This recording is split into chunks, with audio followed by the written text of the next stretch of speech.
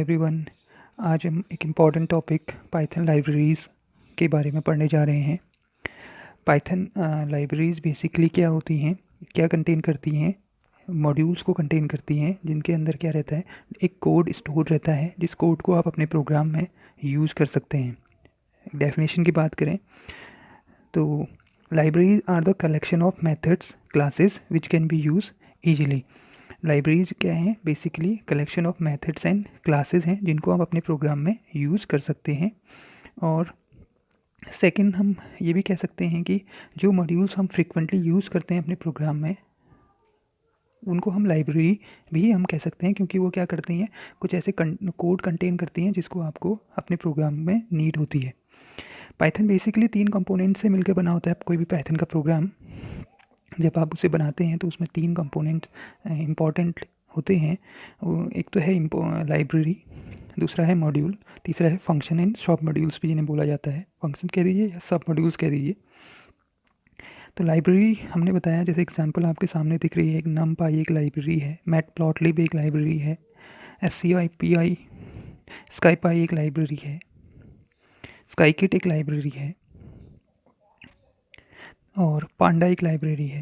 ये सारी लाइब्रेरीज़ हैं जो कंटेन करती हैं मॉड्यूल्स और फंक्शंस को, ताकि हम अपने प्रोग्राम में उनको क्या कर पाएँ, यूज़ कर पाएँ। इनके बीच में एक इम्पॉर्टेंट रिलेशन है तीनों के बीच में, पाइथन लाइब्रेरी, मॉड्यूल्स और पैकेज के बीच में। तो सिंपली पहले मॉड्यूल की बात करें तो मॉड्यूल क्या है? एक फाइल है जो कंटेन करता है फंक्शंस को, वेरिएबल्स को, क्लासेस को और स्टेटमेंट्स को। कहने का मतलब जो फंक्शंस हैं, डेफिनेशंस हैं, वो सारे कुछ किसके अंदर स्टोर रहेंगे? मॉड्यूल के अंदर स्टोर रहेंगे और एक फ़ाइल होगी और इस फाइल का जो एक्सटेंशन होगा .py होगा। सपोज एग्जांपल हम ले लेते हैं math.py। तो एक ये मैथ मॉड्यूल हो गया जो कंटेन कर रहा है उस कई सारे फंक्शंस को, डेफिनेशंस को अपने अंदर, और उन डेफिनेशंस को फिर हम बाद में अपने प्रोग्राम में यूज़ कर सकते हैं। पैकेज हो गया एक ऐसा फोल्डर जो इन मॉड्यूल्स को अपने अंदर स्टोर करके रखता है। और लाइब्रेरी क्या हुई? लाइब्रेरी इन्हीं पैकेजेस का क्या हो गया? कलेक्शन हो गया।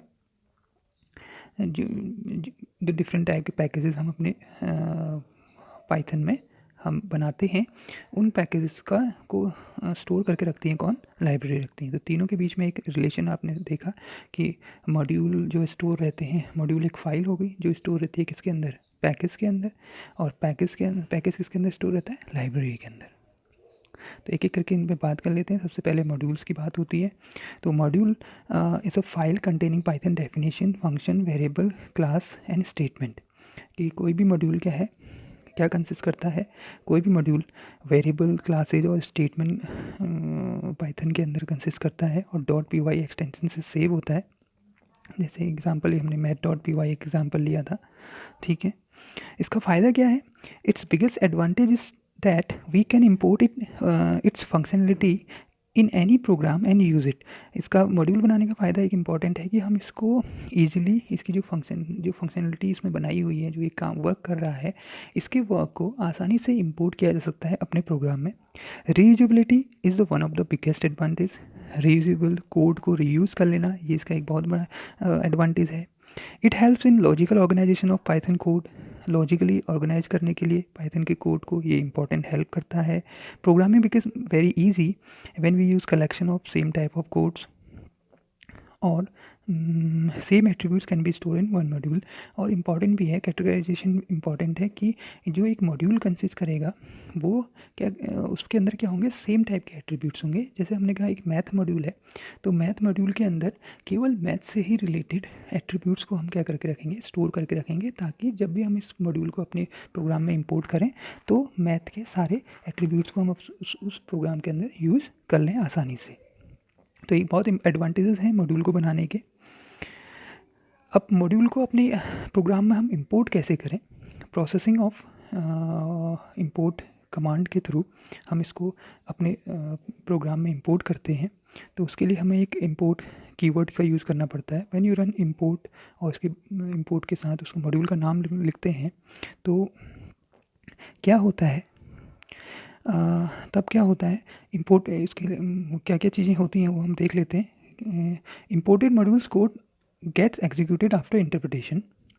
जो भी आपने इंपोर्ट कराया, इंपोर्ट करने के बाद जो उसके अंदर मॉड्यूल का कोड होता है वो एग्जीक्यूट होना स्टार्ट हो जाता है।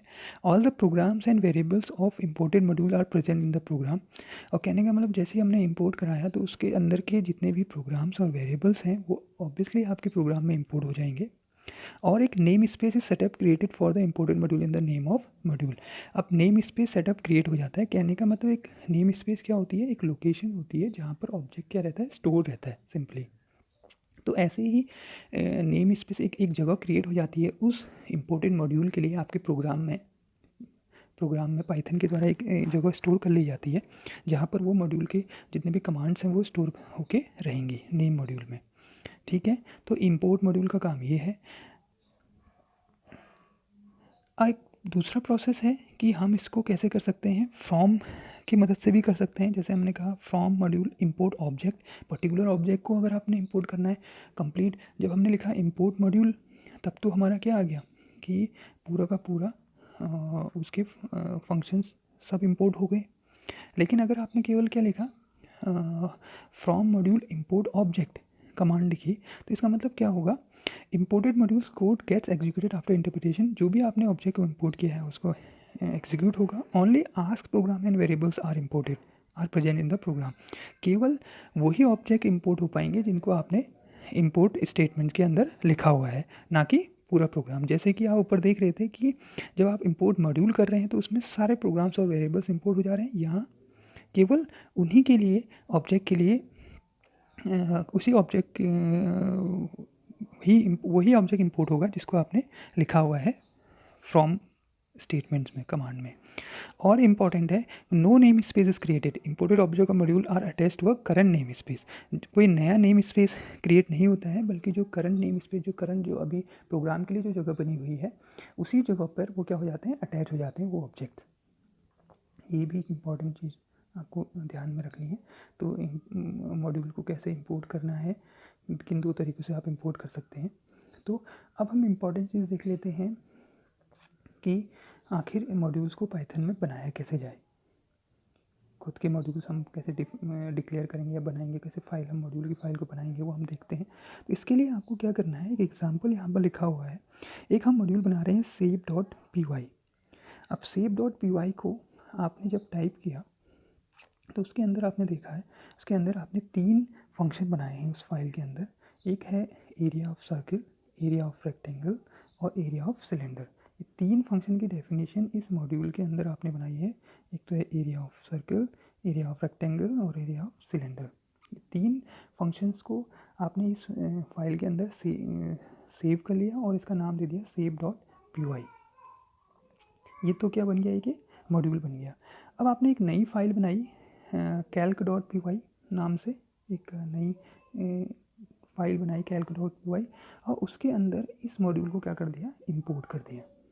तो आपने लिखा, स्टेटमेंट लिखा इंपोर्ट shape। इससे क्या होगा, ये करने से हमने इससे पहले उसमें पढ़ा था कि जब हम इंपोर्ट लिखते हैं तो क्या होता है, all the programs and variables are imported module are present in the program. कहने का मतलब ये हो जाएगा कि ये तीनों जो फंक्शंस हैं, ये तीनों फंक्शंस हैं, इनकी जो ये तीनों फंक्शंस अब आपके प्रोग्राम में क्या हो जाएंगे, इंपोर्ट हो जाएंगे। Area of circle, area rectangle, area cylinder आपके प्रोग्राम में क्या हो गए, इंपोर्ट हो गए। अब इनको आप कॉल कर सकते हैं इस मॉड्यूल के नेम के थ्रू। जैसे आपने एरिया सर्किल को कॉल किया तो आपने लिखा एरिया डॉट सेप डॉट एरिया सर्किल, और आपने रेक्टेंगल को कॉल करा तो सेप डॉट एरिया रेक्टेंगल, और ऐसे सिमिलरली आपने सिलेंडर को कॉल करा तो सेप डॉट एरिया सिलेंडर। तो आउटपुट आपकी स्क्रीन पे जो भी आर्ग्यूमेंट उसके अंदर पास किए हैं वो आर्ग्यूमेंट डाल करके आपके सामने आउटपुट आपकी स्क्रीन पे प्रिंट हो जाएगा। तो सिंपली ये था तरीका एक पाइथन के मॉड्यूल को बनाने का। तो ये और इसमें दिखा रखा है कि अब एक और इम्पॉर्टेंट है। तो 2 तरीके से हमने कहा था कि मॉड्यूल को हम इंपोर्ट कर पाते हैं। तो एक तो है कि इंपोर्ट मेथड से और एक फ्रॉम कमांड से। तो अब यहाँ जब हमने ये मॉड्यूल shape.py बनाया तो इसमें आप जब दूसरा प्रोग्राम हम बनाया, हमने calc.py प्रोग्राम बनाया, तो इसमें जो मॉड्यूल इंपोर्ट हुआ है उसमें उसने क्या करा, from shape import area circle. इसने क्या करा, केवल एक ही एट्रीब्यूट को उसके मॉड्यूल के इंपोर्ट किया एरिया सर्किल। तो इसका मतलब अब हम क्या कर सकते हैं, केवल और केवल एरिया सर्किल को ही हम क्या कर सकते हैं, इंपोर्ट कर सकते हैं। तो